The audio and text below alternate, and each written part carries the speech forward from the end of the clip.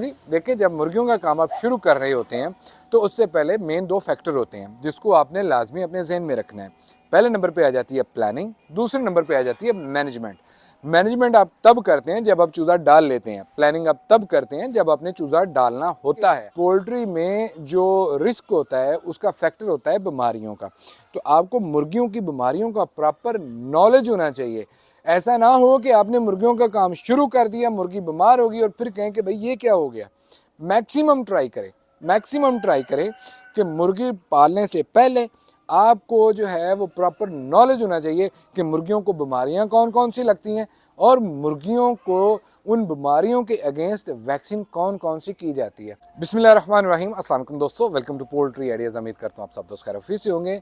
आज से तकरीबन 4 दिन पहले हमने आप दोस्तों से एक सर्वे कंडक्ट किया था जिसमें मुख्तलिफ सवाल पूछे गए थे कि हम आने वाला जो टॉपिक है वो कौन सी वीडियो पे बनाएं। तो आप दोस्तों ने सबसे ज़्यादा जिसको पसंद किया है या फिर आपकी जो डिमांड है वो यही है कि जनाबे वाला ये बताएं कि मुर्गियों के काम में जो नुकसानात होते हैं उसकी वजूहात क्या है। तो आज आप दोस्तों के साथ हम हर नए बंदे के लिए या फिर वो बंदा जो मुर्गियों का काम कर रहा है जिसको खातिर खा उसमें मुनाफा नहीं हो रहा या फिर नुकसान हुई जा रहा है तो उसकी क्या वजूहात हो सकती हैं उसके ऊपर वीडियो बनाने जा रहे हैं। उससे पहले जनाबे वाला, अगर आपको हमारी इन्फॉर्मेशन, हमारे चैनल आपको पसंद आता है तो याद से चैनल को आपने सब्सक्राइब करना है, क्योंकि आप दोस्त अहबाब जो है वो वीडियो देख लेते हैं, चैनल को सब्सक्राइब नहीं करते। तो आपने आज चैनल सब्सक्राइब भी करना है और साथ ही साथ वीडियो को लाइक भी करना है। शुरू करते हैं जी। देखिए, जब मुर्गियों का काम आप शुरू कर रहे होते हैं तो उससे पहले मेन दो फैक्टर होते हैं जिसको आपने लाजमी अपने जहन में रखना है। पहले नंबर पे आ जाती है प्लानिंग, दूसरे नंबर पे आ जाती है मैनेजमेंट। मैनेजमेंट आप तब करते हैं जब आप चूज़ा डाल लेते हैं, प्लानिंग आप तब करते हैं जब आपने चूज़ा डालना होता है। यानी कि जो भी बंदा मुर्गियों का काम शुरू करना चाह रहा होता है तो उससे पहले वो मुख्तलिफ प्लान कर रहा होता है कि मैं मुर्गियों का काम कैसे शुरू करूँ। तो पहले नंबर पे जो चीज़ है वो प्लानिंग ही है जिसको हम डिस्कस करते हैं।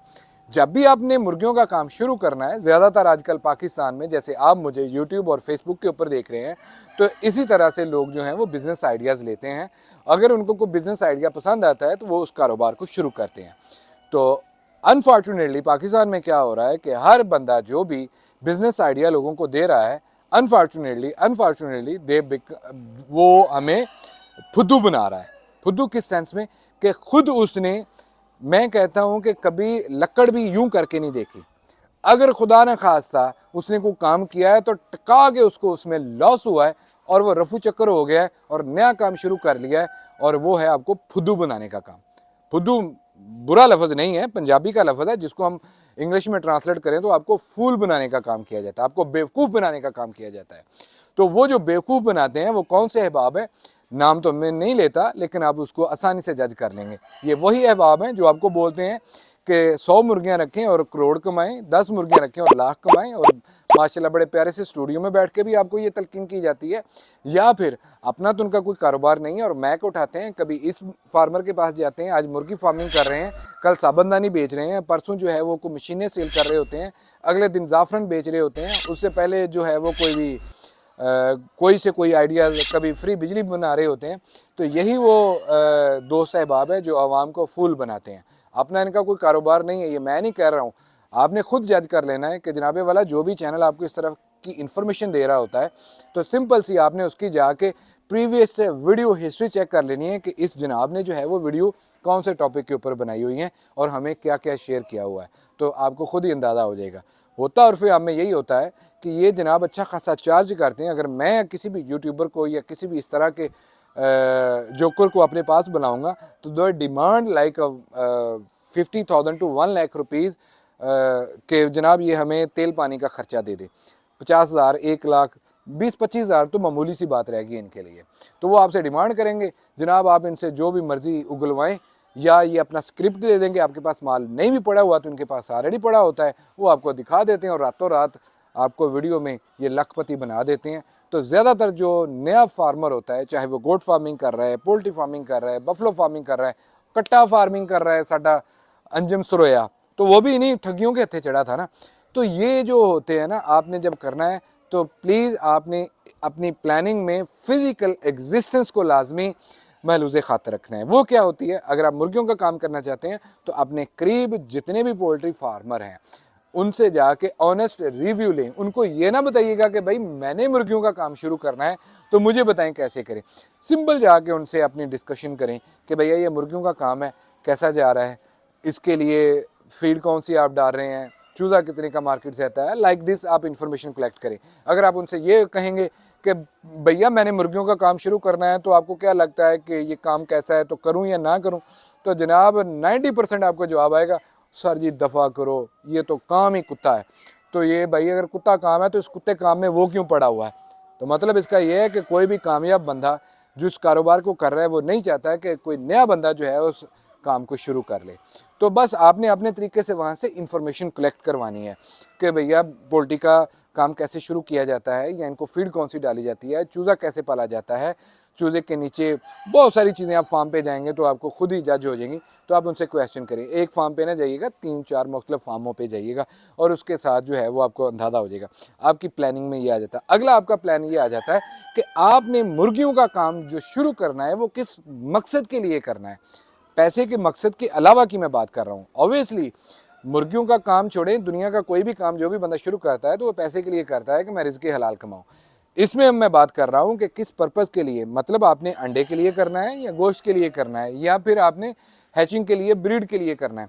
तो ये काम करने से पहले आपको पता होना चाहिए कि आप फार्मिंग करना चाह रहे हैं पोल्ट्री की, तो आपने आगे इसका जो पर्पज़ है वो क्या होना चाहिए आपका। ऐसा ना हो कि आपने चूज़ा डाल लिया और बाद में देखें आपने ब्रायलर डाल के तो बोल रहे हैं कि भैया मैं अब इससे अंडे लूँगा, तो वहाँ से अंडे नहीं आएंगे। और इसी तरह अगर आप गोश्त का करना चाहते हो तो लेयर डाल ली। तो ये सारी चीज़ें हैं, आपको पहले से प्लान होना चाहिए आपका कि आपने मुर्गियाँ जो हैं वो कौन सी डालनी है और किस मकसद के लिए डालनी है। अगला आपका प्लान ये भी लाजमी होना चाहिए कि मुर्गी को कौन से सीज़न में डाला जाए। ये मशरूत है आपके पिछले प्लान से कि आपने कौन से पर्पज़ के लिए, अगर गोश्त के लिए डालना है तो कौन सा सीज़न होगा, ब्रीड के लिए डालना है तो कौन सा सीज़न होगा, एग के लिए डालना है तो कौन सा सीज़न होगा, जिस तरह से मैंने मुर्गियों का काम शुरू करना है। यानी कि मैंने अपनी फार्मिंग को स्टार्ट करना है मार्च, अप्रैल, मई, जून, जुलाई, ये ज़्यादातर होता है एग के लिए। और इसी तरह जो हमारे पास ब्रीड के लिए होता है वो सितंबर, अक्टूबर, नवंबर ये महीने होते हैं, बल्कि नवंबर भी लेट हो जाता है। सितंबर, अगस्त, सितंबर, अक्टूबर ये सीज़न होता है जिसमें आपने अगर आगे ब्रीड सेल करनी है, अपना पीएस तैयार करना है, तो उसके लिए ये होता है। और इस तरह गोश्त के लिए देसी मुर्गी का तो वो भी सर्दियों के सीज़न होते हैं, क्योंकि सर्दियों में ज़्यादातर देसी मुर्गी का गोश्त सेल हो जाता है। तो ये आपको बेहतर मालूम होना चाहिए कि आपका पर्पज़ क्या है और उसके अकॉर्डिंग आपने उस सीज़न में अपना काम स्टार्ट करना है। तो ये आ जाती है आपकी प्लानिंग, जिसको आपको लाजमी काम करने से पहले अपने ज़हन में रखना है। अगला आ जाता है इन्फॉर्मेशन, जिसे हम नॉलेज बोलते हैं कि आपको नॉलेज किन चीज़ों का होना चाहिए। ये प्लान तो आपने कर लिया, ऐसे ऐसे करेंगे। अब नॉलेज आपको सबसे पहले पोल्ट्री का होना चाहिए। पोल्ट्री में क्या नॉलेज होना चाहिए, सबसे पहले आ जाता है कि पोल्ट्री में जो रिस्क होता है उसका फैक्टर होता है बीमारियों का।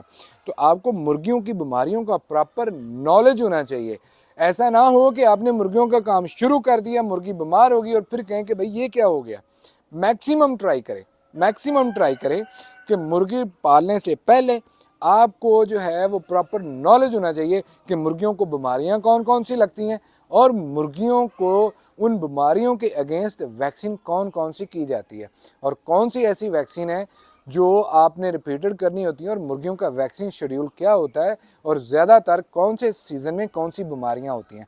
तो ये आपको कहाँ से मिलेंगी, ये पाकिस्तान में बहुत सारे डॉक्टर हजरात हैं जिनका यूट्यूब चैनल है वेट का, तो वो आपको बड़ी अच्छी इन्फॉर्मेशन देते हैं, वहाँ से भी आप इकट्ठी कर सकते हैं।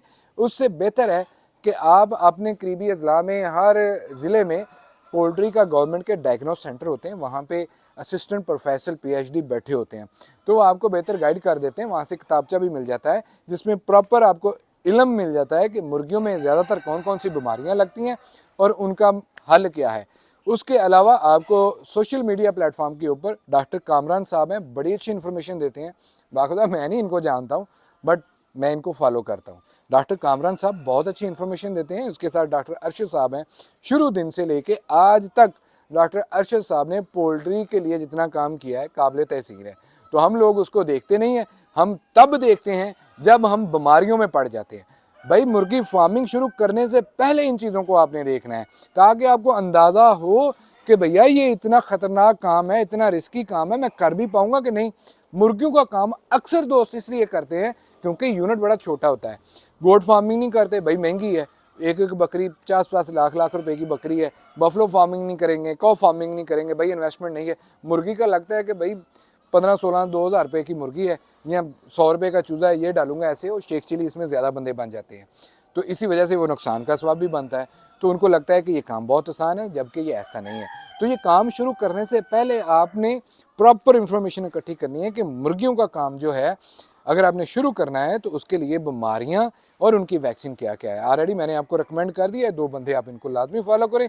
इनके अलावा अगर आपको कोई नज़र आता है तो कमेंट बॉक्स में मुझे बताइएगा कि हाँ जी वेट के रिलेटेड जो है वो और भी पाकिस्तान के या इंडिया के अच्छे चैनल बने हुए हैं, आप कमेंट में जाके उनको भी मेंशन करें।